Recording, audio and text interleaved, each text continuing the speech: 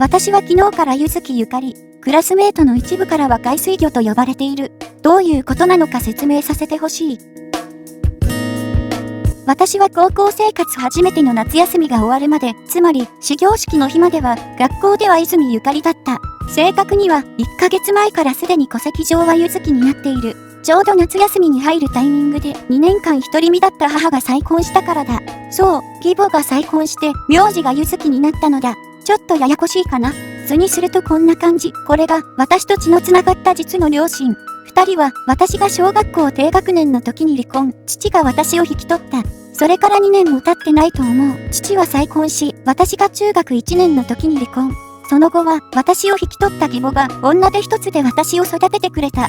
そして私が高校1年の夏休みに入るタイミングで母は再婚。こうして私はゆずきになった。普通なら名字は鈴木ゆずきなんだけど、義母は泉という名字がとてもお気に入りで、名字は変えたくなかったから、籍を入れる前に二人で話し合って、名字は泉にすることになったんだとか。なら同じ理由で今回の結婚でも、引き続き泉を名乗るのかと思ったら、義母はゆずきを名乗るのを快諾したと聞いている。私の3番目のお父さんになった人は、北ヨーロッパでは有名な大企業のトップの三男で、会社の役員。その会社は、現在の会長にあたる先代、柚木史郎が現役時代にイギリスに渡って立ち上げたもので、日本では全然有名な会社じゃないけど、義母は柚木の名字にネームバリューがあると感じたようだ。そして、この名字遍歴がきっかけで、昨日からクラスメートの勝手で、海水魚と呼ばれるようになってしまった。小中でよく一緒のクラスだった男子生徒が面白がって私を海水魚と呼び始めたのだ。彼によると、鈴木みたいに成長に応じて私の名前が変わったからで、出世王だと名前負けするし、別にお前は名字が変わっただけで出世してねえし、とか言ってた。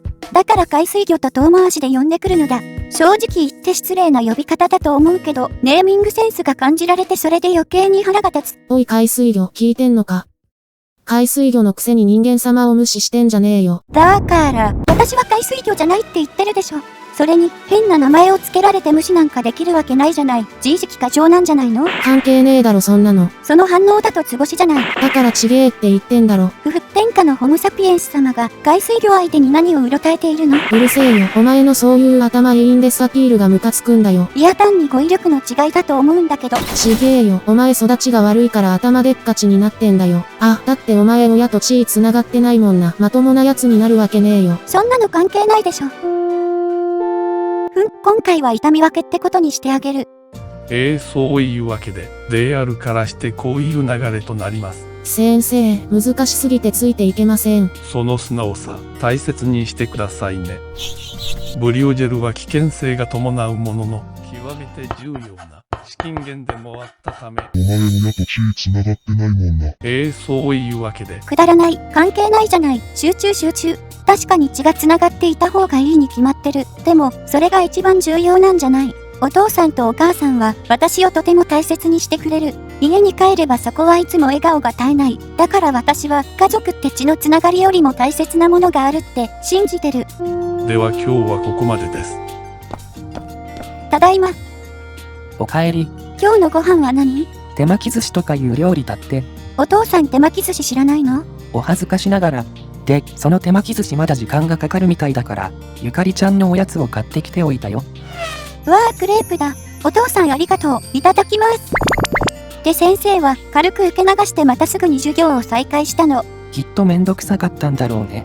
クレープを頬張りながら、お父さんと今日学校であったことをおしゃべり。私のあだ名、海水魚の件以外は、そんなくだらないことでお父さんを心配させたくなかったから、あいつらがまた何か言ってきても、今日みたいに返り討ちにしてやればそれで済むから。ゆかりちゃん学校が楽しそうでよかった。ほっとしてるよ。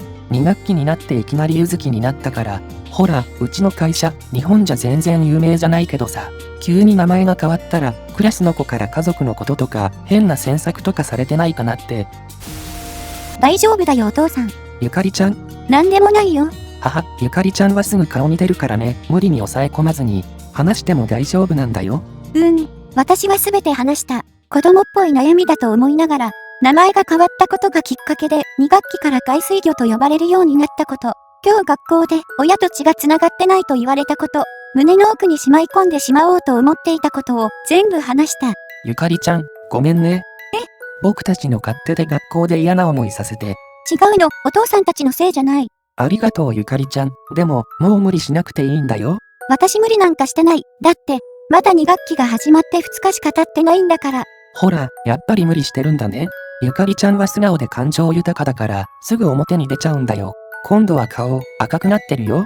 もうお父さん、ごめんごめん。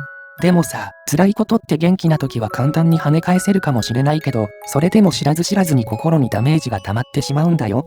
ゆかりちゃん、まだ2日しか経ってないって言ってたけど、本当は大変なんでしょ？そうだけど、でも、確かに今日のはひどいと思ったけど、でも、変なあだ名をつけられたくらいでメソメソするなんて子供っぽいし。それは違うよゆかりちゃん。だって、ゆかりちゃんのあだ名、海水魚だっけ？家庭環境とか血縁を出しにしてバカにする意味が込められてるんでしょ？ゆかりちゃんが傷つくのは当たり前だよ。たとえそれが悪あがきの捨て台詞だったとしてもね。だからさ、僕はゆかりちゃんに申し訳ないなって思ってるんだ。でもそれは、いいんだよ。それと同時にゆかりちゃんが、僕たち家族のことをどれだけ思ってくれているのかも、今まで以上に伝わった。ゆかりちゃんが一歩も引かずにクラスメートたちに応戦したのは、それが理由だと思う。僕たちスタートしたばかりの家族だけど、ゆかりちゃんは家族みんながいい雰囲気になるようにすごく協力的だよね。でもそれって、普通ゆかりちゃんぐらいの年頃だと、とっても難しいことだと思うんだよ。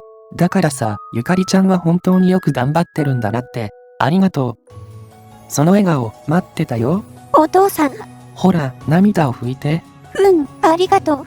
こんなことで落ち込んでたらダメだよね。私、強くならなきゃ。ねえお父さん、私、今は辛くても、いつかは、なんてことないって思えるようになるのかな。そうだね。ゆかりちゃんなら強くなれると思うよ。でも、慌てなくていいし、無理してほしくもないんだ。確かに、3人とも血は繋がってないけどね。でもさ、本当の家族って、それが一番重要なんじゃない？お父さんとお母さんはいつもゆかりちゃんの味方だよ。私はもう一度泣いた。母、ゆかりちゃん、もうそろそろ夕食みたいだから、顔を洗うついでにシャワーしてくるといいよ。そうだね。長めにシャワーを浴びてダイニングルームに戻ると、そこには楽しそうに雑談しながら、テーブルに夕食を並べる両親の姿があった。遅かったねゆかりちゃん。さ、食べよ。そう言われ私は食卓に着く。美味しそうな手巻き寿司、初めての手巻き寿司に手間取る父。そんな父に食べ方をレクチャーする母。まるで、子供を相手にしているみたいだ。私も、慣れた手つきで父に寿司飯と具と海苔を巻いてみせ、あからさまにマウンティング。なかなかに手厳しいですねお二方は。溢れる笑顔、あったかい雰囲気、互いに必要とし合いそれが満たされる安心感。ここは、それをいつも感じられる場所、それが家族なんだ。たとえ血が繋がってなくても、私たちは本当に家族なんだ。私、強くならなきゃ、立派な大人になるんだ。この温かい家族の雰囲気を大切にしたい。些細なことで、両親を心配させたくない。だから、私頑張る。何をどう頑張ったらいいのか、正直よくわかってないけど、とにかくできることをしようと決めた。私は決意をすぐに行動に移し、バイトを始めることにした。お父さんのおかげで何不自由なく、それどころかとても裕福な暮らしだったけど、自分の手で一生懸命働いてお給料をもらう。この経験が、いい社会勉強になると思った。私は大人への階段を少しでも早く、一段でも多く登りたかったのだ。お父さんもお母さんも心よく賛成してくれた。学校との両立は大変だけど、前よりももっと充実してる。おい海水魚。ごめん今からバイトだから付き合ってる暇はないの。私はペットショップでのバイトが楽しくて仕方がなかった。ここに決めた理由はマンションと学校から近くて生き物が好きだからというごく単純なもの。最初はちょっと大変だったけど今ではすっかり板についてきた気がする。現在は熱帯魚コーナーをほぼ専属みたいな形で任せられていて、魚たちの健康管理、水槽の掃除、お客様のご質問にお答えしたり、自家製の生き餌用ゴキブリ、レッドローチとデュビアの繁殖と管理に勤しんでいる。生き餌は肉食系の熱帯魚の状態をより良くしたいと思って私が提案したもので、最近は文字通りの生きた餌としてお客様に販売もできるまでになり、かなり好評だ。なぜなら、サイズラインナップの充実やゴキブリたちの衛生管理はもちろん、脱皮直後の個体も冷凍して常にお客様に提供できるようにしているからだ。プライベートでは車の免許を取る準備をすでに始めている。バイト代でレーシングシミュレーターの環境を整えたのだ。運転が上手くなって免許を取ったら私もお父さんみたいにスポーツカーに乗りたいな。自力でお父さんと同じ車を買うのは無理だけど。あなた、ゆかりちゃん、ご飯だよ。はーい。今日も家族でテーブルを囲む。この幸せがずっと続いてほしい。お父さんとお母さんにもいつも笑顔でいてほしい。私も頑張る。きっと明日もこれからも素敵な毎日になる。私はそう信じてる。あれから月日が経ち、私は3年生になった。授業はより高度な内容になったけど、私は新しいことを学ぶのが好きだった。しっかり勉強して立派な大人になって、両親に恩返しをしたい、そう思ってた。では今日はここまでです。さ、次はバイトだ。今日もいつものように熱帯魚たちの健康管理と水槽の掃除、そして餌用のゴキブリたちの世話とパッケージングをしながら常連さんとおしゃべりタイム。今年でバイトを辞めるのを惜しまれつつ、私は大学に行くことを説明する。すると常連さんたちの話題は決まって、餌用ゴキブリの件にシフトする。ネットで買うより便利だったから、ゴキブリを売るのは続けてほしいとの声が続出だ。それに対して私は、店長が餌用ゴキブリの販売を続けるつもり満々なこと、そして現在、後継者を鋭意育成中であることを説明する。先輩、すみません、ちょっとフォローに行ってきますね。どうしたの？またゴキブリ落としちゃって。助けてください。オーケー、任せて。何回見てもすげえ。助かった。やっぱ先輩はすごいですよ。そんなことないよ。俺も虫くらい平気ですけど、さすがにゴキブリはまだ無理です。あら、しっかり衛生管理してるから、素手で捕まえても安全なのに。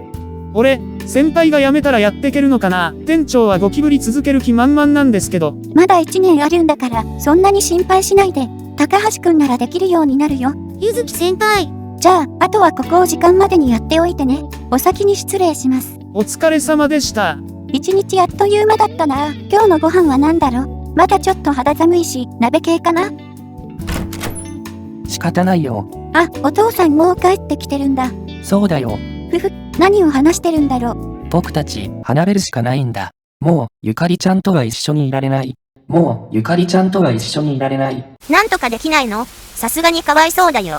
じいちゃんも、いや会長も苦渋の決断なんだよ。どうしてもネックなんだ。ゆかりちゃんは実の子じゃないんだから、いずれ後を継ぐ子が連れ子で、僕たちのどっちとも血が繋がっていないとなると、心よく思わない連中がきっと出てくるよ。変な噂も立ちかねない。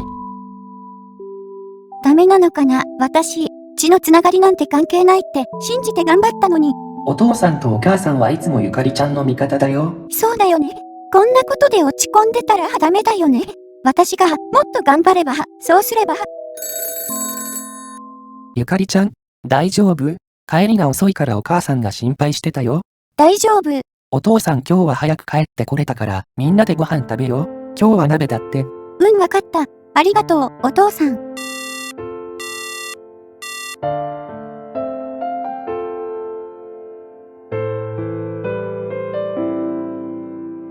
結局、何をどう頑張ったらいいのかわからないまま頑張った。両親にとってもっといい子になろうと頑張った。あっという間に卒業の季節。18歳になり大人の仲間入り。大学も希望の海洋学部に決まり、車の免許も取得。じゃあ式も終わったし、先に帰ってるから。ゆかりちゃん今日もバイト？そうだよ。頑張ってね。ありがとう。海水魚とも今日でお別れか。ふふ、その海水魚はこれから大海原にこぎ出すの。じゃ、バイトがあるから。先輩今日で最後ですね。大丈夫かな？俺。大丈夫。高橋くんだから心配してないよ。たまには覗きに来てくださいね。ありがとう。あとはよろしくね。ただいま。あれ？お父さんたち出かけてるのかな？ゆかりちゃんごめん。こんな形でお別れすることになって本当にごめん。担当直入に言うとじいちゃんが、会長が、僕を次期社長に指名したんだ。ゆかりちゃんは僕たちの本当の子じゃない。だから、将来的にゆかりちゃんがスキャンダルや親族絡みの権利やお金の問題に巻き込まれるのは目に見えてるんだ。もちろんなんとかならないか、何度も3人で話し合った。でもこれしか方法がなかったんだ。じいちゃんもゆかりちゃんのことを本当の孫みたいに思ってくれている。だから、今回のことは本当に苦渋の決断なんだよ。ゆかりちゃんを守るためなんだ。本当にごめんね。でも、分かってほしい。一生懸命頑張ったのに、いい子にしてたのに、違うよ。本当はできてなかったんでしょ？もう成人したんだから、もっとできるよね。ちゃんとできているところを、見てもらえば。そうすれば、お父さんとお母さんは、また、